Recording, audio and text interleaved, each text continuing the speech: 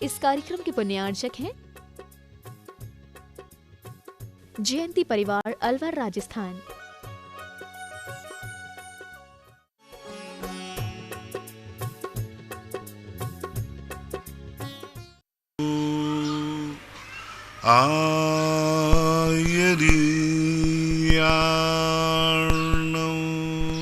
इणमो आयर्याणं नमो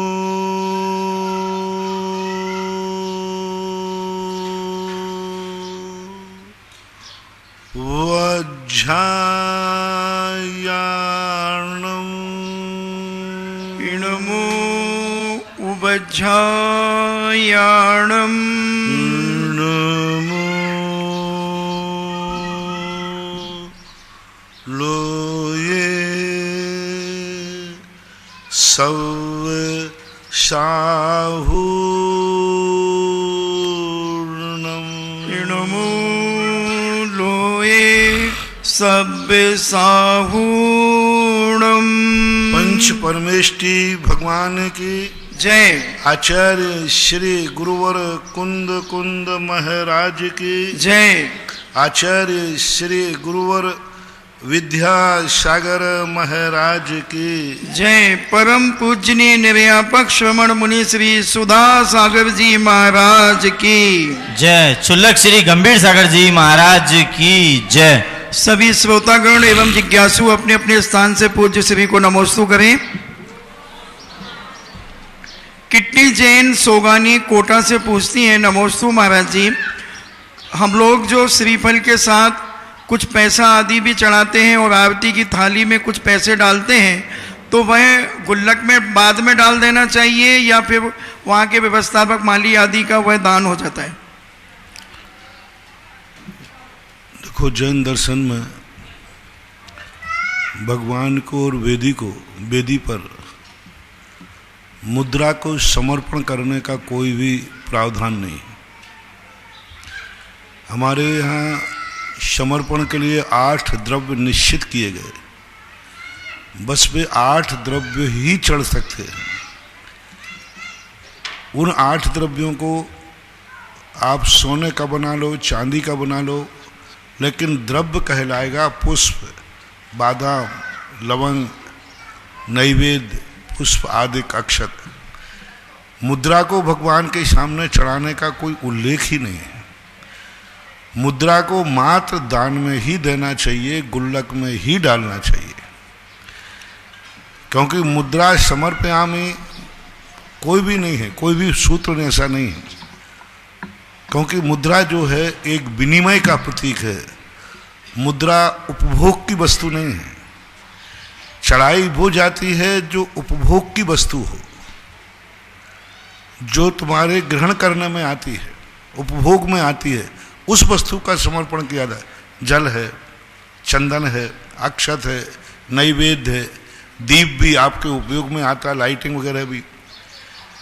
मुद्रा किसी उपभोग में नहीं आती। मुद्रा तो एक विनिमय का साधन है। वस्तु के आदान प्रदान करने के लिए बीच में मुद्रा को साधन बनाया जाता है। इसलिए मुद्रा पूजन का अंग नहीं है। पूजन के रूप में ना तो वेदी पे चढ़ाना चाहिए, ना आरती पे चढ़ाना चाहिए। आरती पे भी यदि आपने चढ़ा दिया है तो वो गुल्लक में ही जाना चाहिए।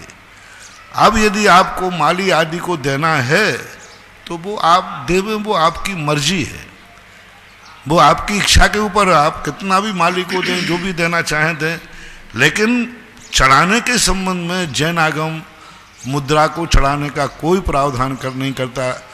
कई लोग कहते हैं महाराज हम नारियल नहीं ला पाए, 5 रुपये चढ़ा देते, 20 रुपये चढ़ा देते, क्योंकि नारियल मिला नहीं। तो नारियल नहीं मिला तो हम 20 रुपये का 10 रुपये लेकर के हम चढ़ा देते।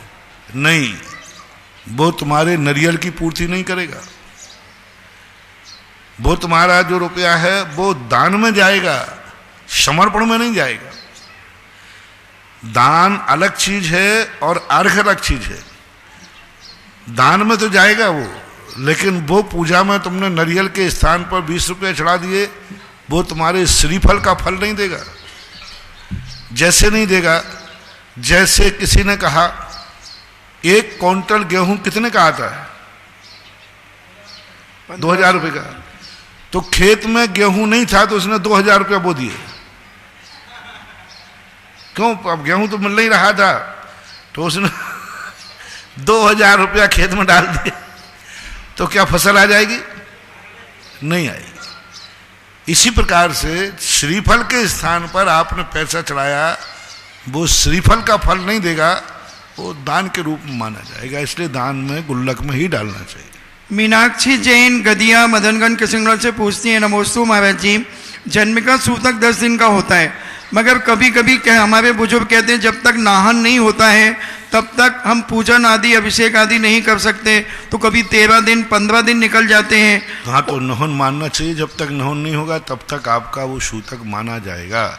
नहन से ही 10 दिन का संबंध लोग व्यवहार में मानते हैं, ऐसा मानना। अंशुल कौशल जबलपुर से पूछती, नमोस्तु महाराज जी, चारित शुद्धि के 1234 व्रत उपवास पूर्वक अगर कोई करता है और उन व्रतों की दिनचर्या में पूजा और जाप करना अनिवार्य है क्या? जो उसकी विधि है वो पूरी विधि करना पड़ेगी। पूजा भी होगी, जाप भी होगी। अकेला उपवास करना ही पर्पस नहीं है। इन उपवास के साथ भी इनकी साधना है, तपस्या है, अनुष्ठान कहलाते हैं। अनुष्ठान एक अंगात्मक नहीं होता।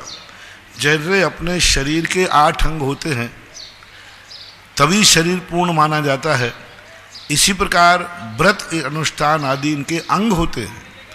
सभी अंगों को, सभी कार्य को करने पर ही वह व्रत माना जाएगा, अन्यथा वो विकलांग माना जाएगा। पप्पू जैन धानु अशोकनगर से पूछते हैं, नमोस्तु महाराज जी, अगर कोई जीव गर्भ में है तो उसके नाम से क्या शांति धारा आदि हम करा सकते हैं? कोई बात नहीं, करा सकते हैं। अपन किसी भी जीव को शांति धारा में, तो देखो पेड़ पौधों के नाम की शांति धारा है, बाग बगीचे के लिए शांति धारा है, पशुओं के लिए शांति धारा है, सांप बिच्छुओं के लिए भी शांति धारा है।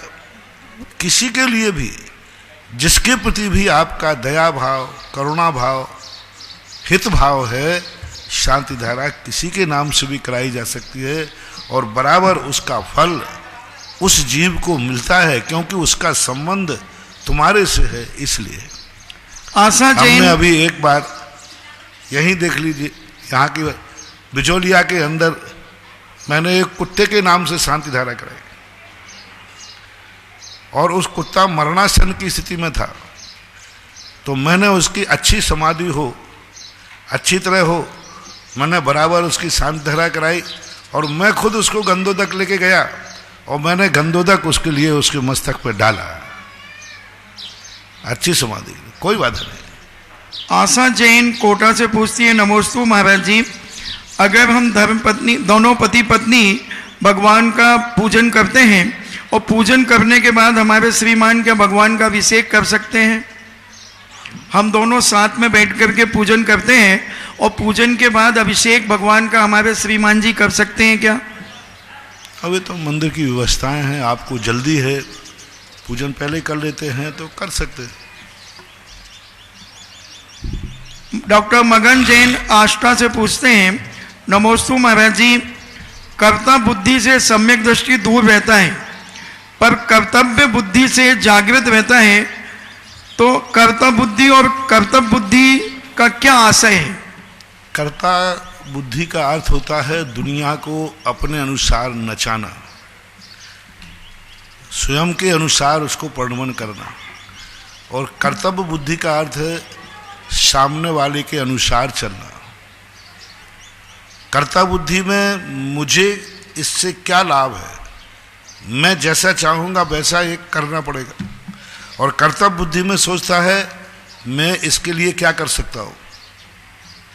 कर्तव्य बुद्धि में स्वयं का लाभ देखता है, कर्तव्य बुद्धि में सामने वाले का लाभ देखता है कि मैं इसके लिए क्या कर सकता हूँ, मेरा क्या कर्तव्य है, मेरा क्या कर्तव्य, और कर्तव्य में इसको मेरे प्रति क्या करना चाहिए मैं करा के जानता हूँ। तो कर्तव्य बुद्धि में अहंकार होता है, दूसरे का शोषण होता है। कर्तव्य बुद्धि में अहंकार का दमन होता है और सामने वाले का विकास परोपकार होता है।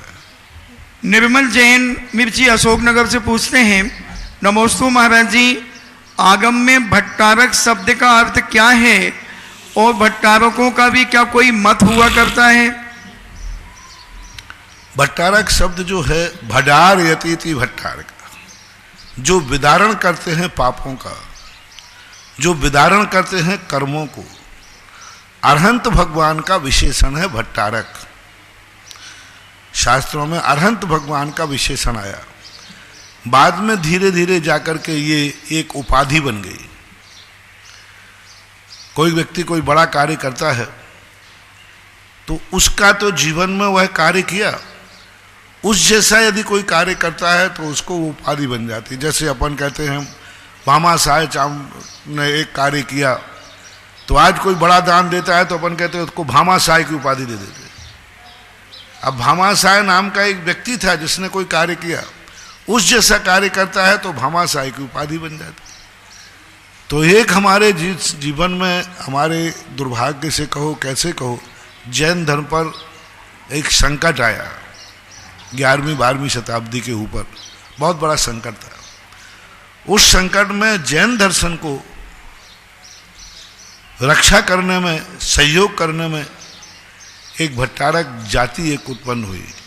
यानी मुनि महाराज लोगों को राजा के दबाव के कारण से दिगंबरतपना छोड़ना पड़ा, वस्त्र स्वीकार करना पड़े, लेकिन उन्होंने फिर भी अपनी शक्ति और साधना के बल पर धर्म की रक्षा की।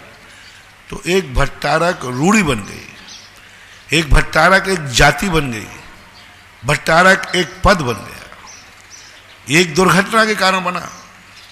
तो आज वर्तमान में एक भट्टारक एक ग्रुप है, एक जाति है, जो उन्होंने दिगंबर जैन धर्म की पूर्व में बड़ी सेवा की, लेकिन आज वर्तमान में वो एक पद बन गया।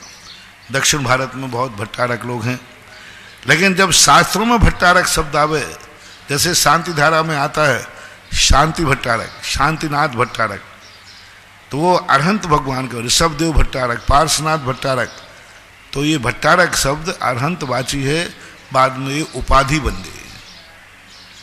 डॉक्टर अंकित जैन सरागपुर से पूछते हैं, नमोस्तु महाराज जी, जिज्ञासा है कि प्राणों का वियोग ना हो तो भी प्रमादी व्यक्ति, प्रमादी योगी को हिंसा क्यों कहा, हिंसक क्यों कहा?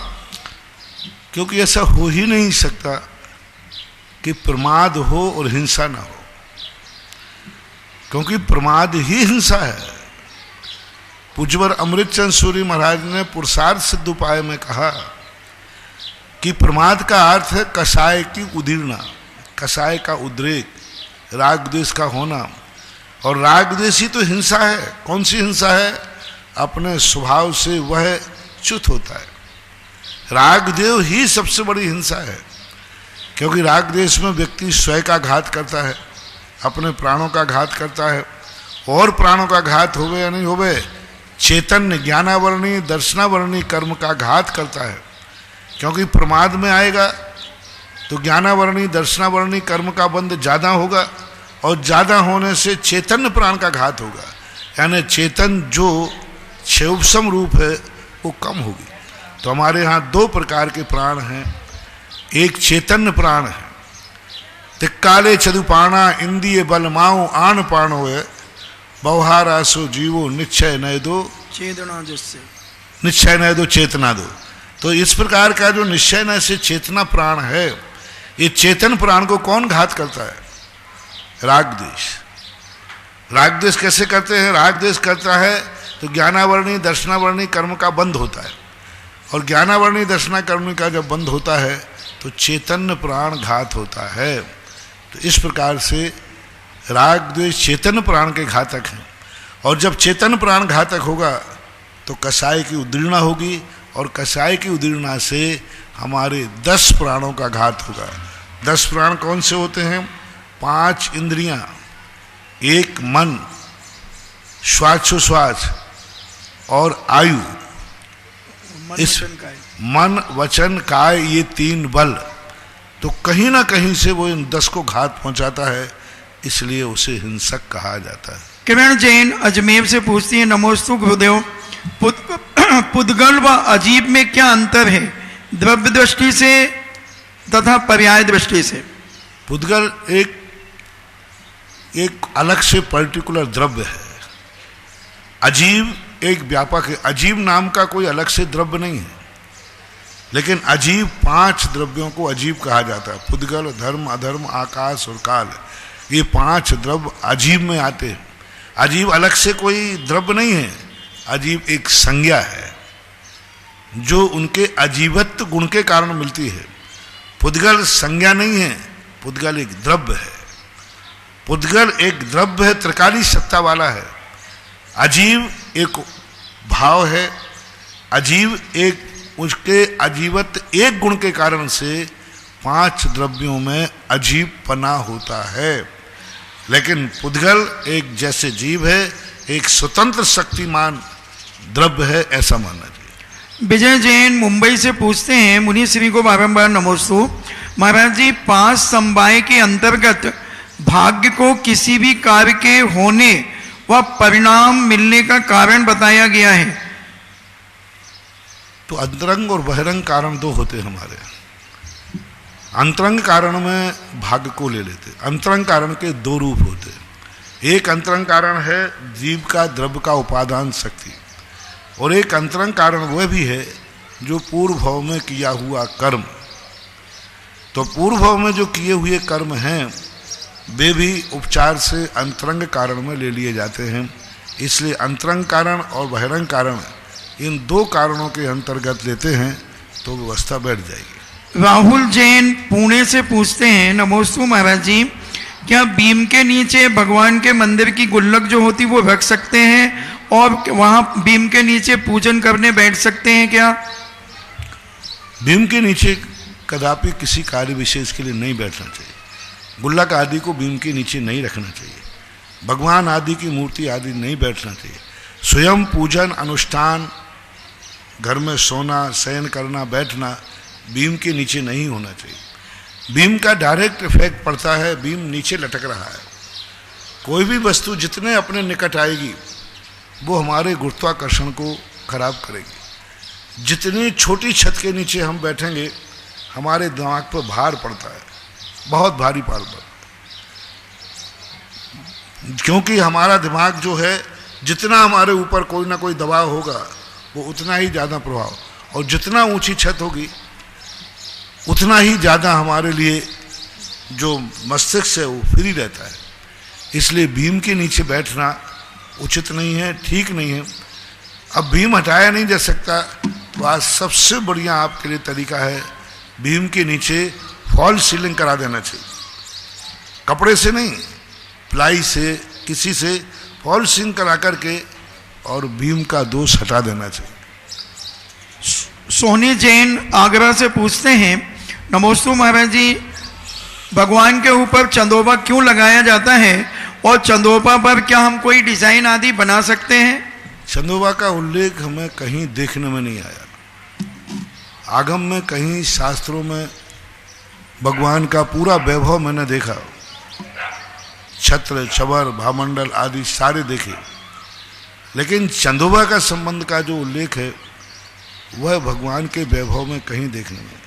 भक्तांबर में भी भगवान के 8 प्रातिहार्य का वर्णन है, 40 गुणों को भी देखा, समूषण के मन भी अंदर का देखा, तो उसका उल्लेख कोई कहीं मिला नहीं मुझे। आगम प्रमाण से मैं चंदोबा के संबंध में कहीं नहीं। प्रथमानुग के ग्रंथों में कहीं कहीं चंदोबा भेंट किया किसी ने, ऐसा उल्लेख मिलता है। भगवान के ऊपर चंदोबा लगाया, ऐसा उल्लेख मिलता है। तो अब ये चंदोबा लगाना और एक सिद्धांत मिलना, दोनों में अंतर है। एक तो व्यवहार में ऐसा देखा जाता है और एक सिद्धांत होता है। सिद्धांत के अनुसार तो हमारे पास कोई उदाहरण ऐसा है नहीं। व्यवहार में चंदोबे का प्रचलन रहा है, प्रथमानुग के ग्रंथों में भी है, और वर्तमान में भी चंदोबे का बड़ा महत्व रहा है। चंदोबा बांध करके उसके नीचे पूजा करना, पाठ करना, विधान होना, ऐसा उल्लेख मिलता है। इसलिए चंदोबा आदि भेंट करने में कोई बाधा नहीं है, लेकिन अच्छे सुरक्षित होना चाहिए, उनमें धूल आदि नहीं होना चाहिए, उनको साफ होना चाहिए, ऐसा है। दिनेश जैन भीलवाड़ा से पूछते हैं, नमोस्तु महाराज जी, सम्यक दर्शन सम्यक ज्ञान में क्या अंतर है? सम्यक दर्शन और सम्यक ज्ञान दोनों बिल्कुल भिन्न चीजें। सम्यक दर्शन एक उज्ज्वल वीरसेन स्वामी महाराज ने धवला की 12वीं पुस्तक के अंदर एक उन्होंने श्रद्धा गुण की पर्याय को सम्यक दर्शन के नाम से संबोधन किया। सम्यक दर्शन में वस्तु पर विश्वास किया जाता है, सम्यक ज्ञान में वस्तु को जाना जाता है। दोनों एक साथ चलते हमारे, सम्यक दर्शन और सम्यक ज्ञान दोनों एक साथ। जानेंगे नहीं तो हम श्रद्धा कैसे करेंगे, और श्रद्धा नहीं है तो हम जानने का प्रयास क्यों करेंगे।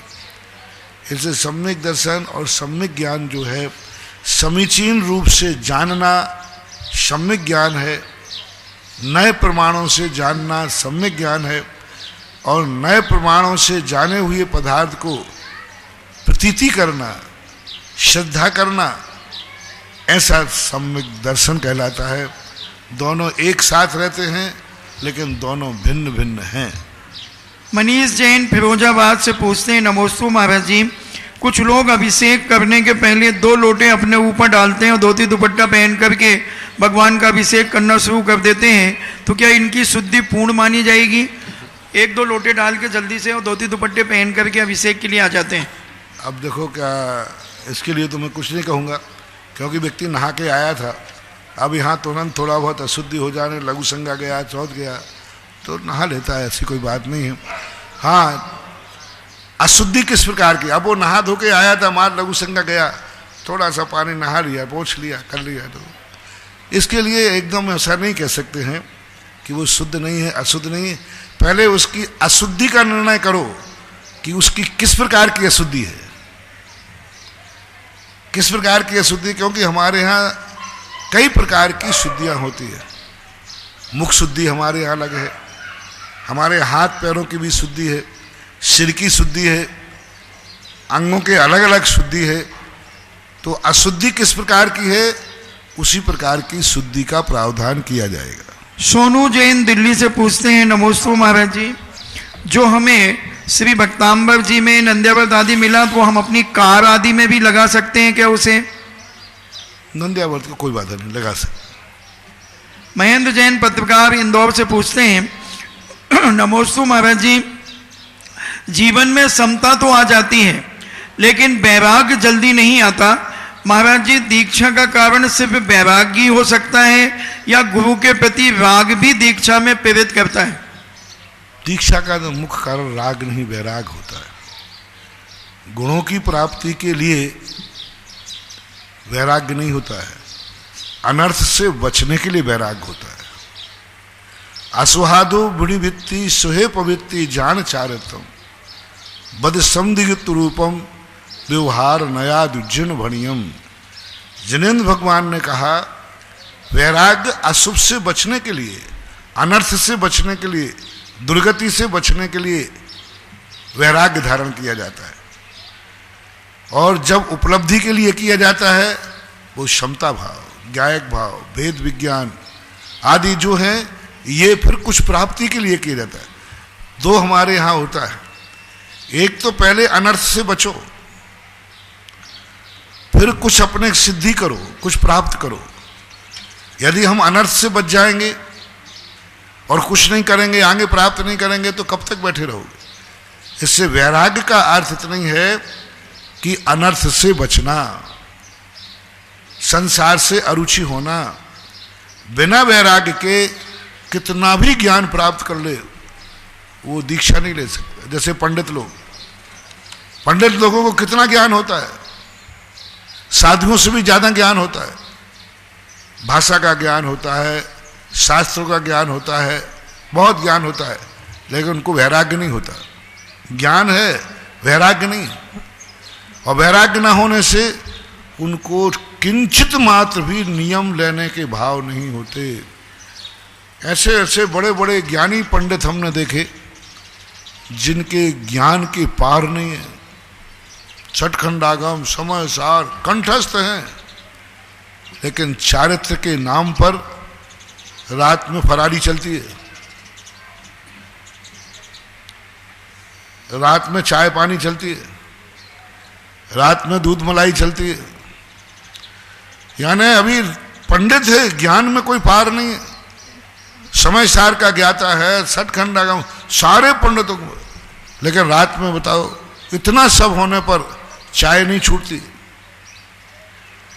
इतना सब होने पर पान सुपारी नहीं छोड़ पाते, इतना सब होने पर सही ढंग से अपने आचार संहिता, बाजार का खाना नहीं छोड़ पाते, बाजार की वस्तु का त्याग नहीं कर पाते। यानी उनको ज्ञान तो है, लेकिन वैराग्य न होने से वारा व्रत लेने का भाव नहीं होता। 12 त्याग के नाम पर उनके परिणाम ही नहीं बनते, और ज्ञान की कोई सीमा है नहीं। इसलिए जैनागम में ज्ञान के पहले वैराग्य कहा। वैराग्य है तो ज्ञान कार्यकारी है, वैराग्य रहित ज्ञान। पूज्यवर शुभचंद्र महाराज ने ज्ञानार्णव के अंदर मयूर नृत्य के समान कहा। मयूर नृत्य नृत्य शास्त्रों में सबसे ज्यादा निंदनीय नृत्य है। संगीत शास्त्रों में सबसे निकृष्ट घृणास्पद नृत्य मयूर नृत्य माना गया। क्यों? नृत्यांगना नृत्य करते हुए वही शोभा देती है जो अपने अंगों को कभी प्रदर्शित नहीं करती। आज के पिक्चरों में मयूर नृत्य होता है, मयूर नृत्य होता है, और मयूर जो नृत्य है, मयूर नृत्य करते करते इतना भूल जाती है कि अपने गुप्त अंगों को भी उद्घाटित कर देती है, उसको खबर ही नहीं रहती और पंख फैला देती है। तो आजकल के जो तुम्हारे पिक्चरों में है, सब मयूर नृत्य हो रहा है। नृत्यांगनाएं अपने अंगों का प्रदर्शन करती हैं, अपने गुप्त अंगों को उद्घाटित करने का प्रयास करती हैं। और पहले जो नृत्यांगनाएं होती थी, आप देखना पुरानी नृत्यांगनाएं जो कथक नृत्य आदि करती हैं, उनके पूरे शरीर के अंग ढका हुआ रहेगा, लचक होगी, शरीर में तोड़ फोड़ होगा, सब लचक होगी, लेकिन आप उनके किसी अंग को देख नहीं सकते। वो अंग पूरे ढके हुए होंगे, कोई अंग का प्रदर्शन नहीं होता। वास्तविक नृत्य वो कहलाता है। नृत्यांगनाएं नृत्य का प्रदर्शन करें, अपने शरीर के अंगों का नहीं। तो आज का जो विद्वानों का जो ज्ञान है, वो मयूर नृत्य के समान हास्यास्पद है।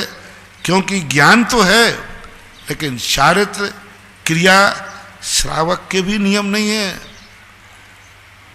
दुर्भाग्य तो हमने ऐसे ऐसे समय सार पढ़ने वाले पंडितों को देखा, ज्ञान है लेकिन 6 आवश्यक नहीं पालते। षड आवश्यक प्रतिमाओं की तो बात बहुत दूर रही, षड आवश्यक नहीं है। देव पूजा, गुरु पास्ति, स्वाध्याय स्थयी में स्तपा, दानम चेती घृष्टाणाम, षट कर्माणि दिने दिने, ये 6 आवश्यक भी नहीं पालते। इसलिए वैराग्य सहित ज्ञान, वैराग्य के सहित ज्ञान है, वो प्रशंसनीय है। और वैराग्य रहित ज्ञान मयूर नृत्य के समान हास्यास्पद है। निर्मल जैन अशोकनगर से पूछते हैं, नमोस्तु महाराज जी, भगवान के बिहार के समय जो धर्म चक्र चलता है, वह धर्म चक्र कैसा होता है? भगवान के आगे जो धर्म चक्र चलता है बिहार में, तो वो कैसा होता है? धर्म चक्र के संबंध में कोई 24 आरे होते हैं, गोल होता है, आरे के समान, जैसे भामंडल होता है ना, भामंडल के समान ही एक गोल आकृति होती है, जो इंद्र अपने सिर पर लेकर के, स्वधर्मेंद्र ही नहीं, देवता उसको सिर पर आगे लेकर भगवान के आगे आगे जब विहार होता है, उस समय धर्म चक्र आगे चलता है। आदित्य जैन गंज बाजों से पूछती, नमोस्तु महाराज जी, आदिनाथ भगवान ने गन्ने का रस का हार लिया, बाकी तीर्थंकर ने खीर का हार लिया, ऐसा क्यों? अब ये तो देखो सब उस समय की परिस्थितियां रही होंगी। अब किसी ना किसी लेते तो भी तुम क्यों लगा देते? तो अब अब वो प्रसंग जैसा बन गया हो, उपलब्धि जो यूं मान के चलो कि साधु किसी का हार नहीं लेता है, जो हार सामने मिलता है उनमें से कोई एक आध चीज ले ली उन्होंने, और चीजें भी दिखाई होंगी, लेकिन उन्होंने एक हार ले ली। थोड़ा सा आहार लेते हैं, 3 अंजुलि प्रमाण गन्ने का रस लेकर के बैठ गए, तो उनकी तो महिमा ही विचित्र थी, ऐसा मान। ललितपुर से शीलचंद जैन अनोरा जगत पूज्य मुनि श्री सुधा सागर जी महाराज को नमोस्तु। हमारी जिज्ञासा है कि हम अज्ञानी पुरुष का भविष्य और संसार क्या है, और हम संसारी पुरुषों का भविष्य और संसार क्या है, और आगम विरुद्ध चलने वाले विद्वान का संसार भविष्य क्या है, इसका समाधान करें। अब भविष्य का तो संसार का भविष्य तो संसार ही होता है। संसार पुण्य और पाप के ऊपर चलता है। ये सारा संसार जो है, प्रकृति पुण्य और पाप के तबले पर नाचती है। पाप का तबला बजता है जब दुनिया में, तो प्रकृति पापमय हो जाती है। पुण्य का तबला बजता है तो प्रकृति पुण्यमय हो जाती है, और पाप पुण्य के तबला बजाने वाला व्यक्ति स्वयं है। तो संसार का संचालन तो पाप और पुण्य की क्रियाओं पर आधारित होता है। वो जो करेगा वही उसका भविष्य होगा। और विद्वान की बात मैंने बता दी, ज्ञान मात्र वैराग्य मोक्ष का कारण नहीं है। ज्ञान तो रावण के पास भी सबसे ज्यादा था। रावण के पास ज्ञान था, वैराग्य नहीं था। इतना ज्ञान था कि रामचंद्र जी से भी अधिक ज्ञान रावण के पास था। परिणाम स्वरूप रामचंद्र जी ने अपने भाई लक्ष्मण को ज्ञान की शिक्षा लेने के लिए रावण के पास भेजा। इससे सिद्ध है कि श्री राम की दृष्टि में भी रावण का ज्ञान का सम्मान था, और ज्ञान के लिए तो ज्ञान जो है, शाब्दिक ज्ञान जो है, कोई भी व्यक्ति कर लेता है। एक अभव्य मिथ्या दृष्टि भी द्वादशांग का ज्ञाता हो जाता है। अभव्य द्रव्यलिंगी मुनि भिन्न 10 पूर्वी तक चला जाता है, इतना ज्ञान हो जाता है। लेकिन वैराग्य के साथ, वैराग्य है और ज्ञान थोड़ा सा भी है, तिल तुस्मात घोषण, तो कुछ भी ज्ञान नहीं है, अष्टपुरुषन मातृका का ज्ञान है, तो भी वैराग्य कारण से हो जाता है। इसलिए विद्वान की सद्गति उसके आचार पर है, विचार पर नहीं। गत्यागति का निर्णय विचारों पर आधारित नहीं है, गत्यागति का निर्णय आचार पर आधारित है। विचारों से कुछ निर्णय नहीं है। मैंने कहा ना, विचार रावण के पास बहुत अच्छे अच्छे विचार थे, लेकिन उसके भविष्य का निर्णायक नहीं बन पाए। वो भविष्य के निर्णायक नहीं बन पाए। अच्छे विचार भी हों, सद नीतियां भी तुम्हारे पास हो, सद ज्ञान भी हो, तो भी वो ज्ञान तुम्हारे भविष्य का निर्णायक नहीं है। लेकिन उसी ज्ञान के साथ वैराग्य और चारित्र है, तो चारित्र भविष्य का निर्णायक होता है। ज्ञान की महिमा है हमारे यहाँ, लेकिन चारित्र के साथ में पंडित जी साहब दौलत राम जी छहढाला में लिखते हैं, ज्ञानी कोटि जन्म तप तपे ज्ञान बिन कर्म झरे जे, ज्ञानी के छिन माही त्रिगुप्ति ते सहज टरे। ज्ञानी के पास यदि वैराग्य है, यानी मन वचन काय का कंट्रोल है, मन वचन काय पे विजय प्राप्त कर ली, और फिर उसके पास ज्ञान है, ऐसे ज्ञानी का लोग कहते हैं, देखो ज्ञानी की प्रशंसा है, नीचे त्रिगुप्ति लिखा है। यानी मन वचन काय की गुप्ति का अर्थ होता है वैराग्य। जिन्होंने मन वचन काय को अशुभ से बचा लिया है, ऐसे ज्ञानी का कर्मों की निजरा क्षण मात्र में हो जाती है। ऐसी विवक्षा बैठाना चाहिए। अंजलि जैन पुणे से पूछती हैं, गृहस्थ जीवन में हम अपने दिन के 24 घंटों में हर पल ऐसी क्या भावना भाएं और कर्म कैसे करें कि जिसके माध्यम से हमें आश्रव कम हो और हमारा मनुष्य जीवन सार्थक बने। अब ये सामान्य प्रश्न है, हम इसके जवाब प्रतिदिन प्रवचन में और जिज्ञासाओं में देते हैं। देशनोदय तीर्थ क्षेत्र पर विराजमान जिज्ञासा समाधान प्रतिपादक निर्यापक शमन मुनिपुंगव श्री सुधा सागर जी महाराज के चरणों में जिनवाणी व सुधा कलश के दर्शकों द्वारा बारंबार नमोस्तु नमोस्तु नमोस्तु। प्रथम जिज्ञासा के लिए क्षेत्र के प्रति हमेशा समर्पित रहने वाले श्री घीसालाल जी वकील साहब और दूसरी तरफ से ब्रह्मचारिणी रानू दीदी रामगंज मंडी तैयार है।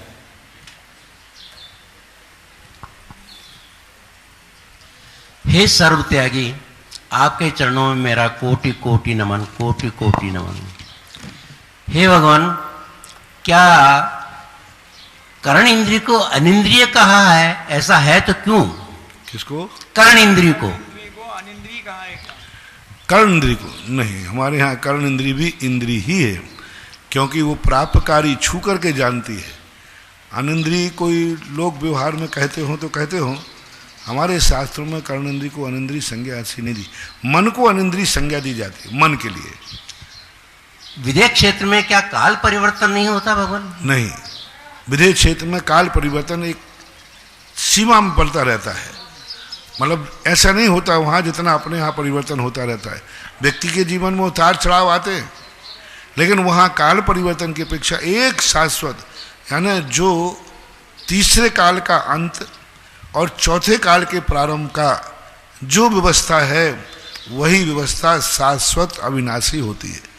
परिवर्तन का अर्थ व्यक्ति जन्म से छोटा होता है, बाद में बड़ा होता है, अच्छे बुरे दिन भी आते हैं, अकाल मरण आदि भी होता है, लेकिन सामान्य रूप से वहां काल का परिवर्तन नहीं होता। मात भरत ऐरावत में ही होता है। ब्रह्मचारी महाराज भी होते हैं महाराज। अच्छा, अरे बड़े बड़े महाराज होते हैं वहां, तो एक से एक महाराज होते हैं। यहाँ तो ये तो हम लोग जो यहाँ आए ना, ये तो सब फैल वाले महाराज आए। वहां तो जो मेरिट लिस्टेड लोग होते हैं वे महाराज होते हैं वहां। हालांकि वहां भी छोटे महाराज भी होते हैं, कम साधना वाले महाराज भी होते हैं, हमारे जैसे भी महाराज होते हैं वहाँ, और शीतलाचार भी वहाँ होता है, उत्कृष्ट महाराज भी होते हैं।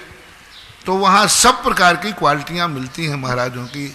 मंदिर भी हैं, धर्म भी हैं, ऐसे समाधान भी हैं, ऐसे जिज्ञासा समाधान भी वहाँ होते हैं। वहाँ भी मुनिराजों की यही चर्या, सब जगह कोई चर्या में कोई अंतर नहीं, बस चर्या में उत्कृष्टता, मध्यमता, जघन्यता होती रहती है। बाकी बराबर वहाँ मुनिराज निरंतर होते रहते। नमस्ते महाराज। ब्रह्मचारिणी रानू दीदी रामगंज मंडी, इनके पश्चात चंद्र प्रकाश जी गोदा बाबूदार तैयार है। हम सबके आराध्य परम पूज्य मुनि पुंगव श्री सुधा सागर जी महाराज के चरणों में मेरा कोटि बार नमोस्तु नमोस्तु नमोस्तु। गुरुवर, अरिहंत भगवान के मोहनी कर्म के क्षय से अनंत सुख उत्पन्न हो जाता है, तो फिर जब वे सिद्ध भगवान बनते हैं तब उनके सुख में कोई अंतर आता है या वैसा ही सुख उनका बना रहता है? बहुत अंतर। नमोस्तु। अनंत सुख इनका जो है वो ज्ञान की अपेक्षा है, अनुभव की अपेक्षा नहीं। भगवान को अनंत ज्ञान हो गया है। जैसे एक दिन हमने उदाहरण दिया था, एक व्यक्ति को कोर्ट से वारंट मिल गया जेल में, तुम बरी किए जाते हो, फलानी फलानी तारीख को कोर्ट ने निर्णय दिया, आज से इनको बरी किया जाता है, कोर्ट से फ्री किया जाता है। अब वो कोर्ट का वारंट मिल गया उसको बरी होने का, उसको कितना आनंद आया, बहुत आनंद आया। लेकिन अभी है कहाँ? है कहाँ? जेल में है। अभी 2 दिन को प्रोसेस में लगेगा। जेली नंबर भी है, जेल की ड्रेस भी है, जेल में है। लेकिन सुख तो हो गया कि मुझे, वो सबसे ही कहता मैं बरी हो गया, भाई मैं बरी हो गया, बरी हो गया, उसको आनंद की अनुभूति हुई, लेकिन है अभी जेल में। अरहंत भगवान ऐसे जेली हैं जिनको संसार से बरी होने का प्रमाण पत्र मिल गया, लेकिन अभी वो संसार में है, जेली नंबर अभी है उन पे। और सिद्ध भगवान वो हैं जो जेल से बाहर निकल आए, यानी शरीर से बाहर आ गए। इसलिए अरहंतों के अनंत सुख होता है, सिद्धों के अव्यावाद सुख होता है। दोनों के अनुभव में बहुत अंतर है। एक जेल में है लेकिन बरी हो गया, लेकिन एक जेल से बाहर है। कितना अंतर है, बहुत अंतर है। वो अभी शरीर के अंदर है, अभी 4 आघातीय कर्म है, औदैक भाव है अभी उनको, अभी वो प्राणों के आधार पर जीवित हैं। आयु कर्म की हथकड़ी उनमें डली हुई है, आयु कर्म का बंधन उनमें है। तो बहुत सारी चीजें हैं। और अव्यावाद सुख जो है, सिद्धों का सुख सिद्धों का ही है। चंद्र प्रकाश जी गोदा बाबूदार और इनके पश्चात श्रीमती निशा जैन पाटनी बूंदी तैयार है। सुधा सागर जी महाराज के चरणों में मेरा और मेरी परिवार की ओर से त्रिकाल बार नमोस्तु नमोस्तु। महाराज जी देशनोदय तीर्थ क्षेत्र कमेटी में पद पर विराजमान और सदस्यता ग्रहण कर रखी है। वो नहीं तो काम पर आते हैं और नहीं यहाँ पर बुलाते आते हैं, तो इसमें क्या दोष लगेगा और क्या पुण्य लगेगा? ये सारे संसार की हालत है। जब कमेटियां बनती हैं, जब चुनाव होते हैं, तब देखो मजा, सब उपस्थित रहते हैं और काम पर तो वही 4-5 लोग करते। बाबू सारे भारत का यही हाल है और मैं इसे बहुत अच्छा मानता हूं। वे नहीं आ रहे हैं इसलिए काम हो रहा है। जय हो जय हो। यदि मैंने भी ये भी देख लिया, पूरी कार्यकारिणी कमेटी यदि सक्रिय हो जाए तो काम ही नहीं हो, काम ही नहीं होता है। वो 4-5 लोग रहते हैं इसलिए काम हो जाता है, क्योंकि कार्यकारिणी कमेटी में सबकी नहीं मानो तो आफत है और सब एक मत कभी होते नहीं है। इसलिए माला फेरो कि वे नहीं आ रहे हैं, उनसे यही करो वे बाधा नहीं पहुंचाए, यही उनकी बहुत बड़ी उपलब्धि है, बहुत बड़ी उपलब्धि है।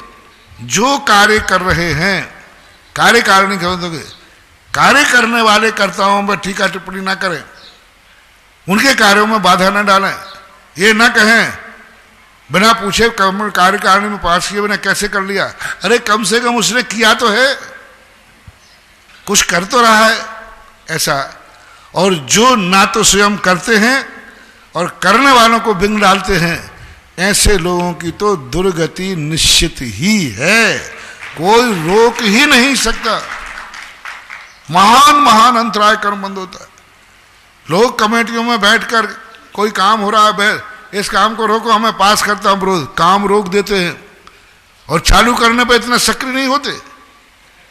चालू करने पर इतना उतावले नहीं हुए काम को, और बाद में और मुझे देखा मेरा पावर, मैं काम रोके, अब मेरी मर्जी के बिना काम हो सकता है क्या? ये और दुनिया में कहते हैं मेरी मर्जी के बिना कैसे काम हो, मैं चाहूं तो कल रोक दूं। इनको ऐसे कर्मों का बंद होता है। 22 मिनट के लिए अंजना ने धार्मिक कार्य में विघ्न डाला था। 22 वर्ष तक क्या दुख उठाए हैं, उनके दुखों की कहानी से रोंगटे खड़े हो जाते हैं। कभी भी संसार के हर व्यक्ति से मेरा कहना है, कार्य करो या ना करो इसका कोई जरूरी नहीं है, लेकिन तुम्हारे कारण से कोई कार्य एक दिन को तो क्या 1 मिनट के लिए भी नहीं रुकना चाहिए, यह ध्यान रखना चाहिए। यदि आपने किसी कार्य को 1 मिनट के लिए भी रोक दिया तो आपकी आत्मा कांप जाना चाहिए कि मेरे कारण से यह कार्य 1 दिन भी 1 मिनट भी क्यों रुका। कदापि नहीं रोकना चाहिए। हाँ, काम गलत होवे, कुछ उसमें गड़बड़ी होवे, वो बात अलग है, और हम ये जानते हैं काम अच्छा हो रहा है, बस इतना सा है मेरी उसमें अहमियत नहीं है, मेरे से नहीं पूछा गया, मेरा कोई महत्व नहीं है। अपनी अहमियत दिखाने के लिए मीटिंगों में झगड़ा करना ये दुर्गति का कारण बनता है। काम अच्छा हुआ, कई लोग कहते काम अच्छा हुआ, लेकिन मेरे क्यों नहीं पूछा, मैं तो पद पे था, मेरी तो कोई पूछी नहीं है, मेरा मतलब क्या है, मेरे पद पे रहने से मतलब क्या है। ऐसे लोगों की दुर्गति होती है नियम से, और बहुत बुरे कर्म बंद होते हैं इनके, ऐसे कर्म बंद होते हैं कोई आंसू पोंछने वाला भी नहीं मिलता। इसलिए कार्यकर्ताओं से मैं सदा कहता हूं, चाहे तुम पद पर हो या ना हो, बस तुम्हें यह देखना है काम हुआ है कि नहीं हुआ। काम अच्छा हुआ है, बस हुआ है, तुमसे नहीं पूछा गया, कोई बात नहीं, भगवान का काम है, किसी ने कर लिया, हो गया। कई लोगों को बड़ा बुरा लगता है, मैं पद पर हूं, मेरे बिना पत्ता नहीं हिल सकता। ऐसे लोगों के लिए बहुत कर्म बंद होता है, ऐसा नहीं होना चाहिए। और जो काम पर नहीं आ रहे हैं फिर भी जो काम कर रहे हैं उनमें बाधा नहीं डाल रहे हैं, तो वो थोड़ी बहुत ठीक है, अच्छा है। श्रीमती निशा जी जैन पाटनी बूंदी और इनके पश्चात सुरेश जी पटवारी तपोदय तीर्थ। गुरुदेव के चरणों में मेरा त्रिबार नमोस्तु नमोस्तु नमोस्तु। गुरुदेव, मेरी जिज्ञासा ये है कि छोटे बच्चों को लौकिक शिक्षा देने के लिए जैसे LKG, UKG, first class, second class इत्यादि अलग अलग कक्षाएं होती है, उसी प्रकार धार्मिक शिक्षा दे, माता पिता उनको धार्मिक शिक्षा किस प्रकार दे उम्र के अनुसार? हमारे यहाँ है, बहुत अच्छे। आप 12 वर्षीय कोर्स सांगानेर से निकलता है, बिल्कुल बराबर UKG LKG बराबर वहाँ से पूरा 12 वर्ष का कोर्स है, पूरा बच्चों से लेकर छोटे बच्चों से लेकर के कैसे नमोकार मंत्र कैसे अर्थ, पूरे 12 वर्ष के लिए कोर्स तैयार किया गया है। सांगानेर से श्रमण संस्कृति संस्थान से बहुत बड़ा कोर्स है। ये 12 वर्ष का कोर्स यदि जो व्यक्ति कर लेता है वो जैन दर्शन को बहुत अच्छी तरह समझ सकता है, समझा सकता है। कोर्स है हमारे यहाँ 12 वर्ष कोर्स है, क्लास है, एग्जाम होते हैं, परीक्षा होती है, प्रमाण पत्र दिया जाता है। आप सांगानेर से संपर्क करें, आपको ये सारी व्यवस्थाएं मिल जाएगी। नमस्ते गुरुदेव। सुरेश जी पटवारी और इनके पश्चात दीपा जी जैन जयपुर तैयार है। परम पूज्य निर्यापक श्रमण मुनि पुंगव श्री सुधासागर जी महाराज के पवित्र पावन चरणों में मेरे परिवार और तपोदय तीर्थ क्षेत्र कमेटी की ओर से कोटिशः नमोस्तु नमोस्तु नमोस्तु गुरुवर। महाराज श्री पिछले वर्ष आपके सत्संग सानिध्य में फाल्गुन शुक्ला पंचमी के दिन विश्व के सबसे बड़े तपोदय तीर्थ क्षेत्र के मूल नायक पार्श्वनाथ भगवान का पंच कल्याणक प्रतिष्ठा महोत्सव सानंद संपन्न हुआ और विश्व के सबसे बड़े भगवान का जन्म हुआ। और आज 1 वर्ष होने में आ रहा है। अगले ये जो फाल्गुन शुक्ला पंचमी आ रही है उसको भगवान का स्थापना दिवस तीर्थ क्षेत्र कमेटी की भावना है कि हम बहुत धूमधाम से मनाएं और भगवान का 1008 कलशों से अभिषेक और 108 महामांगलिक शांति धारा करने की भावनाएं हैं। उसके लिए परम पूज्य श्री आपसे आशीर्वाद। वार्षिक कार्यक्रम का जो अपने आप में महत्व है, आप देखो आजकल वार्षिक महोत्सव बहुत जोरों पर है। जैसे आप लोगों का जन्मदिन, साल में एक बार, शादी की सालगिरह, और भी बहुत सारे वार्षिक कार्यक्रम आप बनाते हैं। धार्मिक वार्षिक कार्यक्रम अपने इष्ट देवता का, जो जिसके मंदिर में जो इष्ट देवता हों, जो तीर्थ क्षेत्र हों, उन इष्ट देवताओं के भी किसी ना किसी निमिष में वार्षिक महोत्सव होना चाहिए। जैसे भगवान के कल्याणक होते हैं वर्ष में एक बार, जैसे भगवान की स्थापना दिवस है, तो स्थापना दिवस को हर मंदिर वाले को जोर तोड़ से मनाना चाहिए, क्योंकि वही दिन है जिस दिन भगवान ने स्थापित करके तुम्हारे लिए एक जीवन धन्य किया था और एक भूमि को पवित्र किया था। तो स्थापना दिवस पर वो जितना ठाट बाट से करो उतना अच्छा करते हो। 108 भक्तांबर विधान करो, 108 भक्तांबर जोड़े में आदिनाथ पार्श्वनाथ भक्तांबर विधान करो, जय हो। 108 कलशों से अभिषेक करो, 108 कलशों से शांति धारा करो, और इसकी कोई गिनती नहीं है। 108 के आगे सुन लगाते जाओ, कितने भी करो तो बहुत बढ़िया है, महत्व है। एक इतनी बड़ी शक्ति आज पारसनाथ भगवान की बिजोलिया क्षेत्र में बैठी है, तो उसका स्थापना दिवस बहुत अच्छी तरह, बहुत महिमा मंडित होकर के मनाना चाहिए।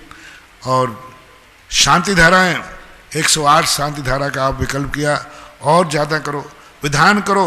108 भक्तांबर मार करके बैठो, मतलब 108 जोड़े, 108 भक्तांबर विधान पार्श्वनाथ के हों।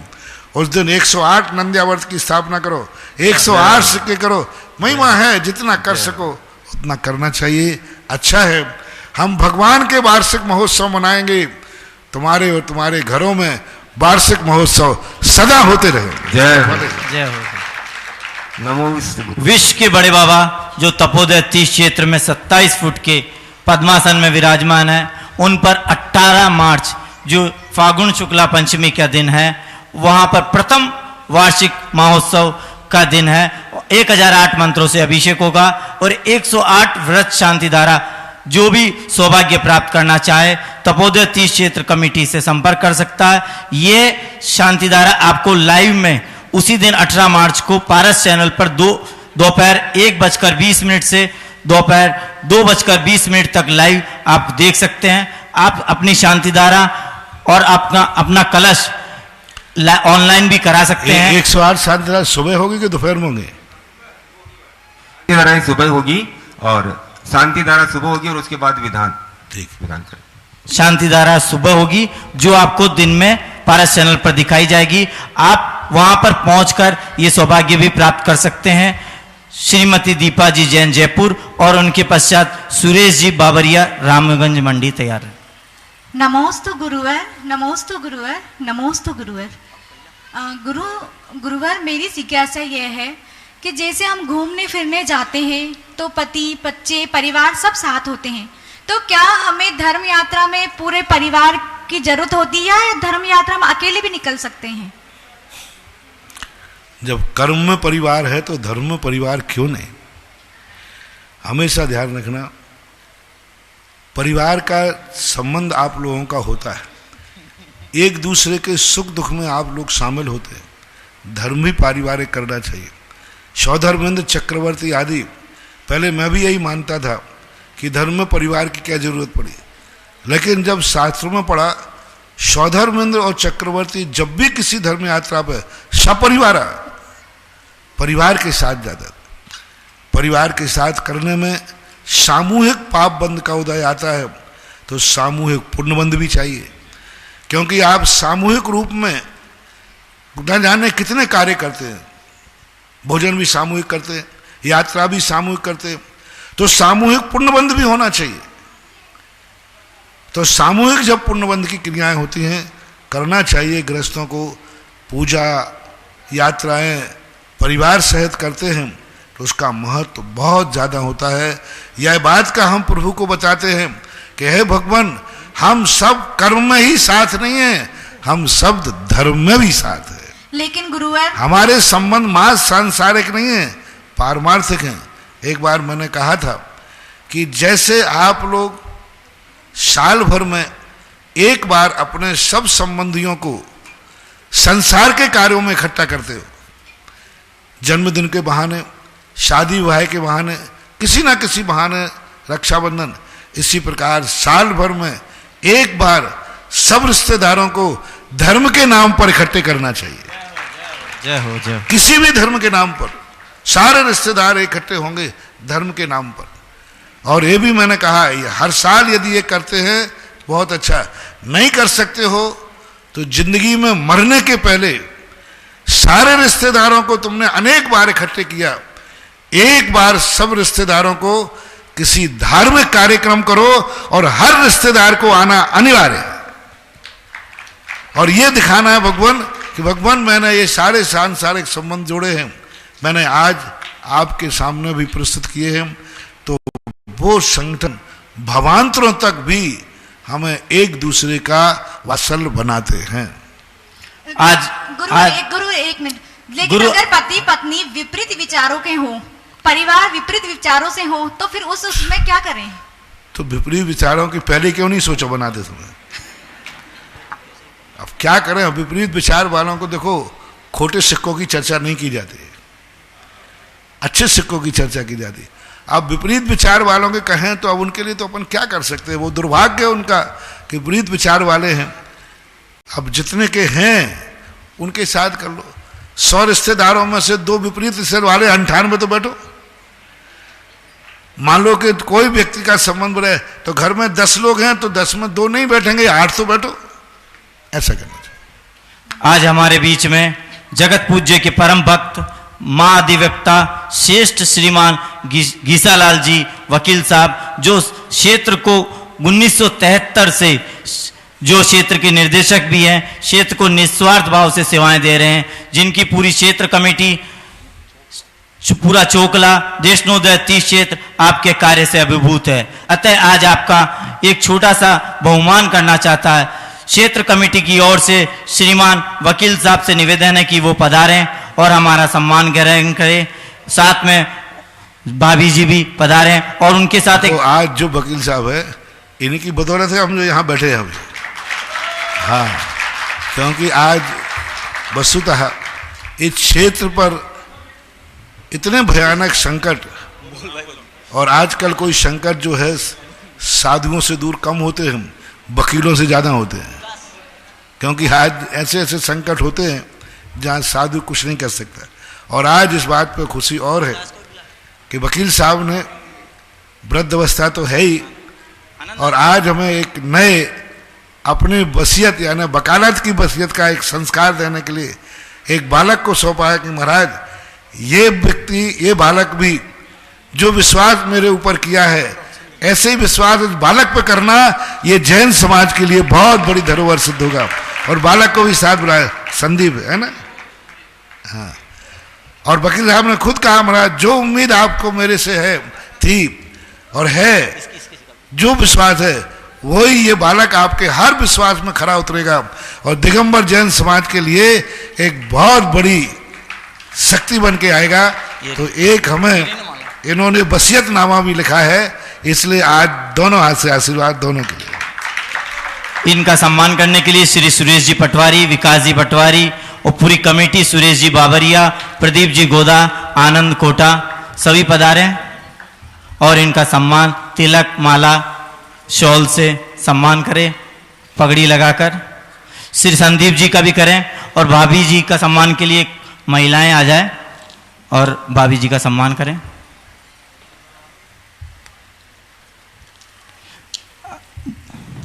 जिज्ञासा के लिए श्री सुरेश जी बाबरिया और इनके पश्चात मधु जी पहाड़िया इंदौर तैयार है। नमोस्तु महाराज जी। श्रुत ज्ञान, मति ज्ञान और रत्नत्रय। श्रुत ज्ञान के समान डोरी, मति ज्ञान के समान धनुष और रत्नत्रय के समान बाण, ये तीनों जिसके पास हो उसका निशाना कभी चूक नहीं सकता। तो मोक्ष मार्ग में महाराज जी ये धनुष, बाण और निशाने चूकने से क्या तात्पर्य है? ये उपमाएं है, क्योंकि युद्ध की बात है, दुश्मन होता है। जहां दुश्मन होता है वहां शस्त्र की कल्पना होती है। तो यहां पर जो हमारी आत्मा का दुश्मन है कर्म, अब कर्म रूपी जो दुश्मन है बिना शस्त्र के उसका संहार नहीं किया जा सकता। इसलिए लोक व्यवहार में समझाने के लिए कि जैसे कोई राजा अपने दुश्मन को मारने के लिए धनुष, बाण, तलवार उठाता है, ऐसा ही मोक्ष मार्ग में व्यक्ति आत्मा के बाधक जो कर्म हैं उनको एक धनुष बाण की कल्पना करके हमें समझाने का प्रयास किया है कि जैसे साधु अपने मति शुद्ध ज्ञान के माध्यम से, रत्नत्रय के माध्यम से कर्म रूपी दुश्मन का नाश करता है, जैसे एक योद्धा युद्ध में करता है, तो उपमाएं कहलाती, उदाहरण कहलाते। उदाहरण वे दिए जाते हैं जो कि अपन को समझ में आ जाए, ऐसा मानना चाहिए। श्रीमती मधु जी पहाड़िया इंदौर, इनके पश्चात नीरज जैन टीकमगढ़ तैयार है।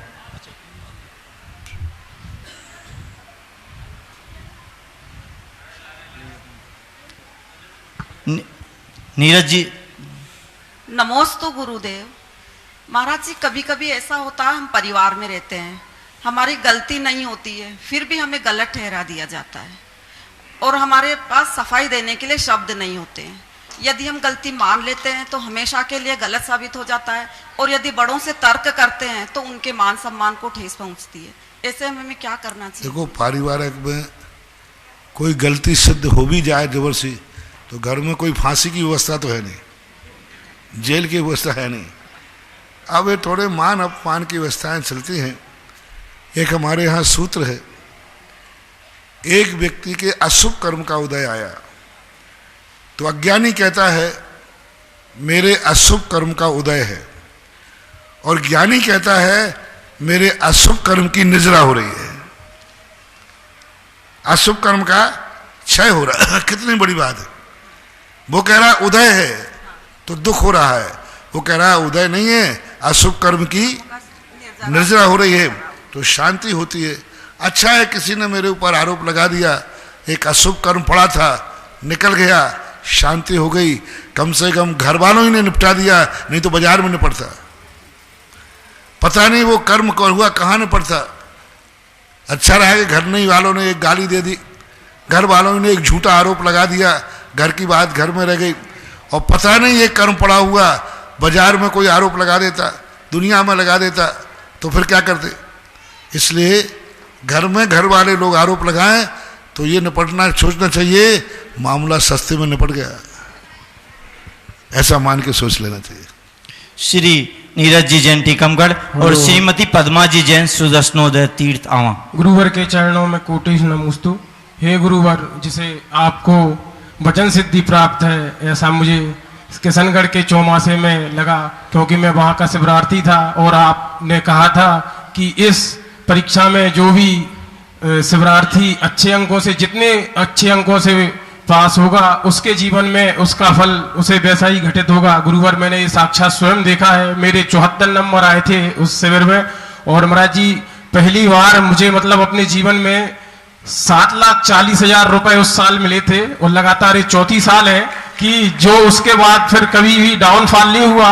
10 लाख, 12 लाख, 13 लाख, ये चौथी साल है। भगवान जो देगा अच्छा देगा। तो गुरुवर, मेरा ही कहना है कि आपकी कृपा तो सभी भक्तों पर समान ही होती है, लेकिन किसी भक्त को झलाझल हो जाता है और कोई महाराज जी उतना आपसे प्राप्त नहीं कर पाता। तो महाराज जी हमारी मतलब कर्मों की कैसी है आप समझ। आज प्रातःकाल ही मैंने उपदेश दिया था कि साधु के आशीर्वाद में अतिशय नहीं होता है, साधु को नमोस्तु करने में, नमोस्तु में अतिशय होता है। जो व्यक्ति साधु की बात को जितनी भक्ति से ग्रहण करता है, उसको चमत्कार हो जाता है।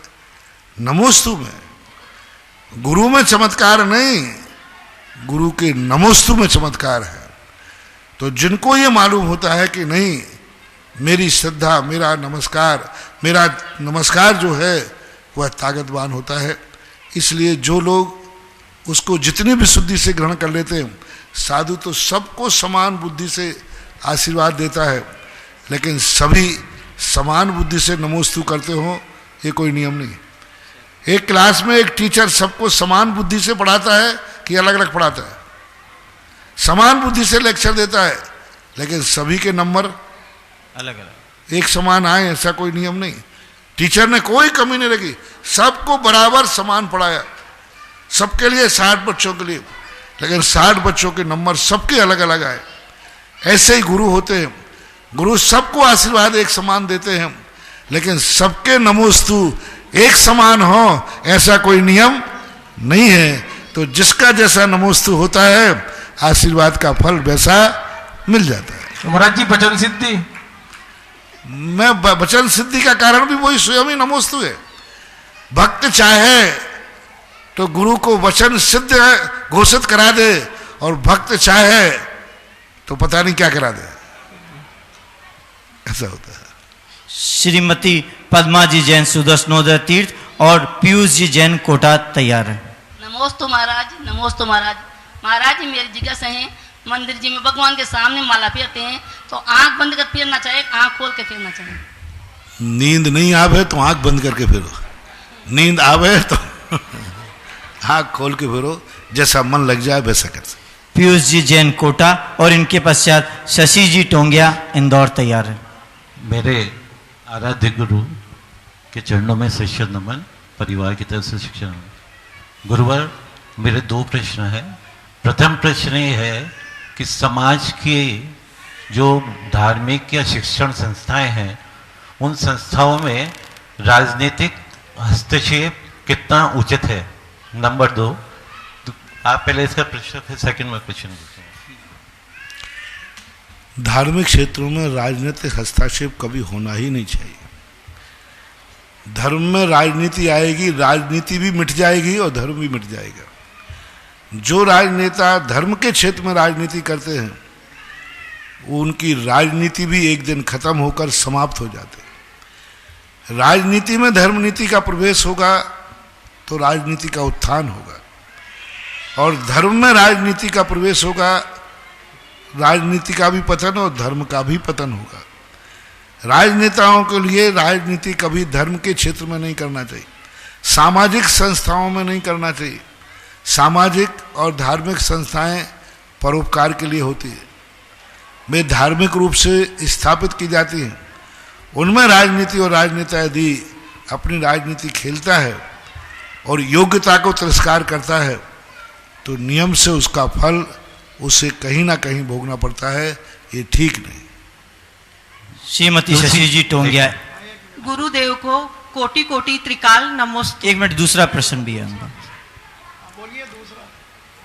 हेलो गुरुवर, दूसरा प्रश्न है, कई जैन मंदिर जो काफी प्राचीन है उनमें दोनों आमनाय के लोग अगर नियमित रूप से पाठ पूजा करते हैं, लेकिन किसी भी कारण से अगर कोई पश्चात अपने स्वामित्व को लेकर अगर वहां ताला लगाता है या कुछ करता है तो कितना होगा? से सब धार्मिक होना नहीं चाहिए। सापेक्ष का अर्थ होता है यही, आजकल ऐसी पद्धतियों में झगड़े होते ही हैं। हम तो हमेशा कहते हैं मंदिरों में एक ही आमना हो, एक ही आचार विचार हो, राग द्वेष होना नहीं चाहिए। अब डबल हो जाते हैं तो फिर उसके लिए क्या करें? गलत तो गलत ही है। जो धर्म कार्य में विघ्न डाल रहा है उसको दोष तो लगेगा, अशुभ कर्म का बंध भी होगा। अंतिम जिज्ञासा श्रीमती शशि जी टोंगिया, इंदौर।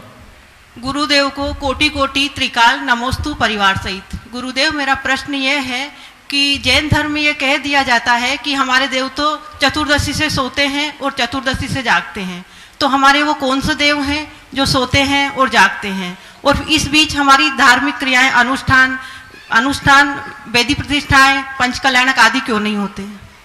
ये तो मैं पहली बार ही सुन रहा हूँ कि जैन देव सोते हैं। हमारे भगवान तो निद्रा से रहित है, जिए निद्रा, निद्रा उनको आती ही नहीं, कभी वो सोते ही नहीं। ऐसा जैन आगम में कहीं आया नहीं। लोक व्यवहार में लोग मानते हों तो बात अलग है। जैन आगम के अंदर कोई देवता शयन करते हैं या नहीं सोते हैं, ऐसा कोई उल्लेख नहीं। रही बात मुहूर्तों की, तो मुहूर्त के अनुसार कार्यक्रमों का निश्चित होता है। भगवान के सोने और जागने से इसका कोई संबंध नहीं। स्वर्ग के देवता ही नहीं सोते। सौधर्मेंद्र आदि, धर्मेंद्र आदि, ये कभी अपने जीवन काल में निद्रा नहीं लेते, शयन नहीं करते। निद्रा कर्म का भले उदय हो, लेकिन देवता कभी सोते नहीं। सागरों सागरों पर्यंत की इनकी आयु होती है, वो कभी सोते नहीं। वहाँ रात होती नहीं, सदा दिन रहता है, इसलिए ऐसा हमारे यहाँ है नहीं। परम उपकारी निर्यापक क्षमण मुनिपुंगा श्री सुधासागर जी महाराज की जय।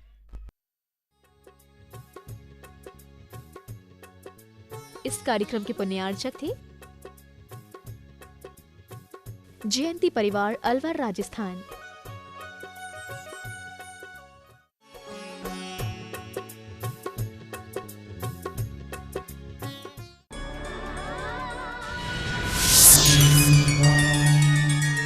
राजस्थान के इतिहास में पहली बार भूगर्भ